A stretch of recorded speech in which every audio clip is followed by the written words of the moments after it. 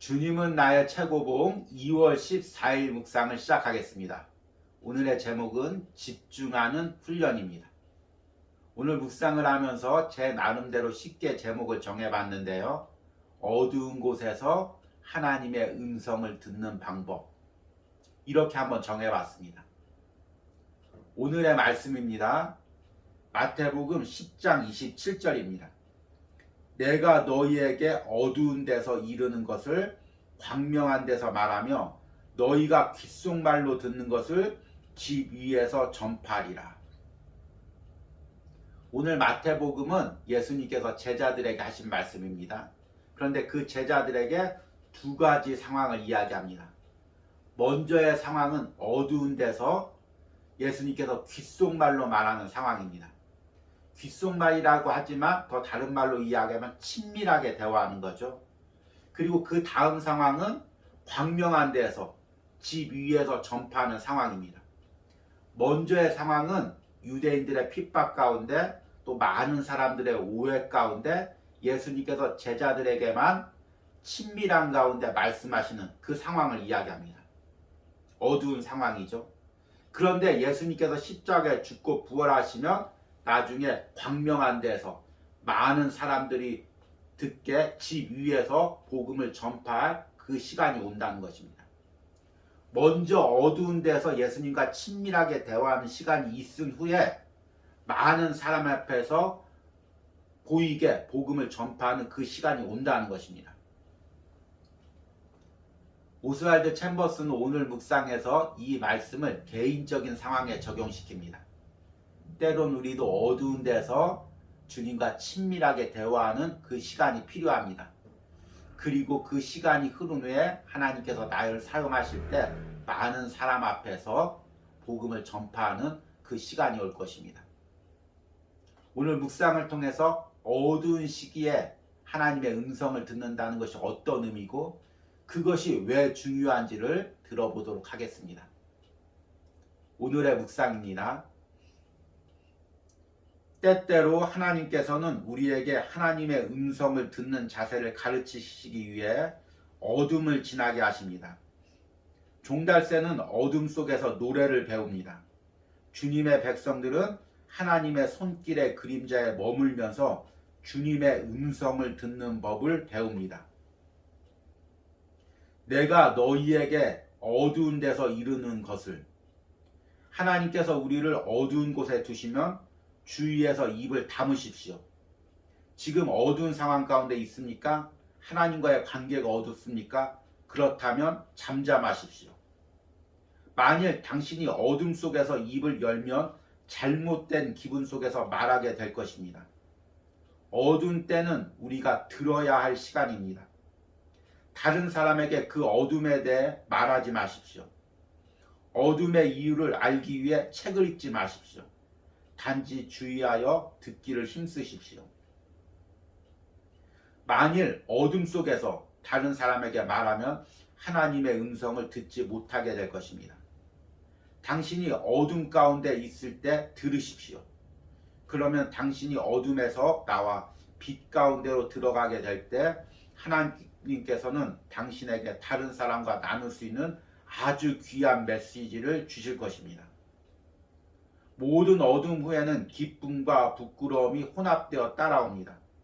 만일 기쁨만 남아있다면 당신이 하나님의 음성을 정말 제대로 들었는지 의심스럽습니다. 어둠 속에서 하나님의 음성을 들으면 기쁘지만 동시에 매우 부끄럽습니다. 그렇게 오랫동안 주의 음성을 들었는데 어찌 그렇게 우둔하여 아무것도 깨닫지 못했던고. 하나님께서는 여러 날 동안 계속 내게 말씀하고 계셨구나. 이제 당신은 하나님께서 주신 겸손하고 부드러운 마음을 갖게 됩니다. 따라서 언제나 지금 하나님을 듣게 됩니다. 이틀 동안 주님은 나의 최고봉을 묵상하면서 하나님의 음성을 듣는 것에 대한 말씀을 들었습니다. 그리고 오늘 묵상에서는 하나님의 음성을 듣기 가장 좋은 때는 내가 어둠을 지나가고 있을 때라고 이야기합니다. 이 어둠이라는 단어는 주님은 나의 최고봉에서 단골로 등장하는 단어이죠. 1월 19일 묵상 중에서 일부를 제가 한번 읽어보도록 하겠습니다. 하나님께서는 성도에게 비전을 주실 때마다 그를 주님의 손에 어두운 그늘에 두십니다. 이때 성도의 의무는 가만히 듣는 것입니다. 주님은 나의 최고봉에서는 하나님께서는 성도들에게 어둠을 지나게 하신다고 합니다. 그때는 내가 깨지고 내 생각이 깨지고 그리고 하나님과만 친밀하게 대화하는 그 시간이라고 이야기합니다. 그 시간을 통과해야만 하나님의 일꾼으로서 준비가 되어진다고 말하고 있습니다. 그리고 오늘 묵상에서는 이 어둠을 지날 때 우리가 잠잠해야 된다고 이야기합니다. 다른 모든 것들을 내려놓고 하나님의 음성을 듣는 것에 집중해야 된다고 말하고 있습니다. 오늘 묵상글을 한번 읽어보겠습니다. 만일 당신이 어둠 속에서 입을 열면 잘못된 기분 속에서 말하게 될 것입니다. 어두운 때는 우리가 들어야 할 시간입니다. 다른 사람에게 그 어둠에 대해 말하지 마십시오. 어둠의 이유를 알기 위해 책을 읽지 마십시오.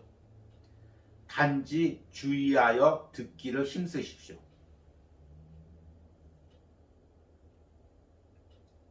하나님께서 우리를 어둠에 두실 때 우리는 다른 모든 것들 내려놓고 그분의 음성에 듣는 데 집중해야 됩니다. 이것을 통해서 하나님과의 친밀한 관계 가운데 들어갑니다. 그러나 단지 이 어둠의 시기를 주신 것은 하나님께서 친밀한 관계를 갖기 위해서만이 아닙니다.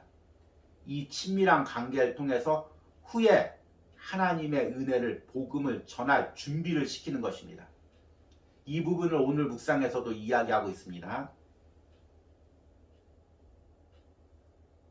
만일 어둠 속에서 다른 사람에게 말하면 하나님의 음성을 듣지 못하게 될 것입니다.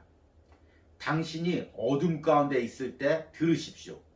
그러면 당신이 어둠에서 나와 빛 가운데로 들어가게 될 때 하나님께서 당신에게 다른 사람과 나눌 수 있는 아주 귀한 메시지를 주실 것입니다. 저는 고등학교 때 건강이 좋지 않아서 3년 가까이 집에만 머문 적이 있었습니다. 그 당시에는 낮에는 텔레비전도 나오지 않고 인터넷도 없었던 시기여서 제가 할 수 있었던 것은 말씀 묵상과 기도뿐이었습니다.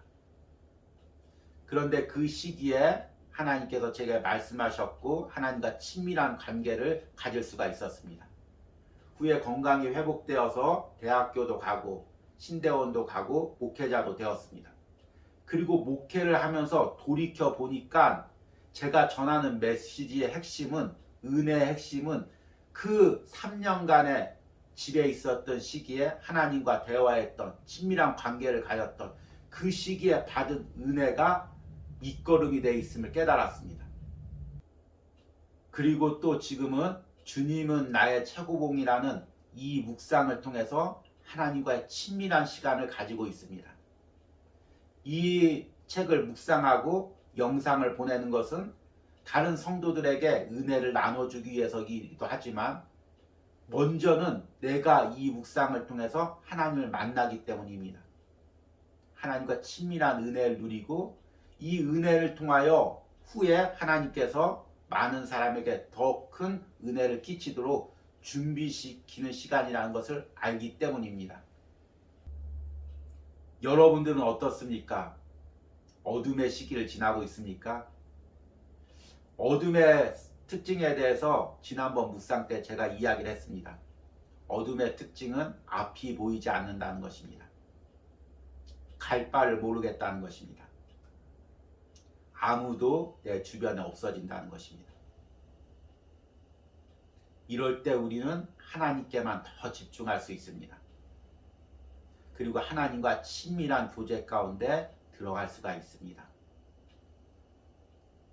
지금 내가 어둠의 시기를 지나고 있다면 지금이 은혜 받을 시기고 지금이 하나님과 만날 시기고 하나님의 음성을 들을 시기입니다. 이 은혜를 누리시기 바랍니다. 오늘의 적용 질문입니다. 내게 주어진 어둠의 시간들은 무엇입니까? 그리고 그 시간 동안 하나님은 나에게 무엇을 말씀하십니까? 이 시기에 하나님의 음성에 귀를 기울이시기를 바랍니다. 기도하시겠습니다.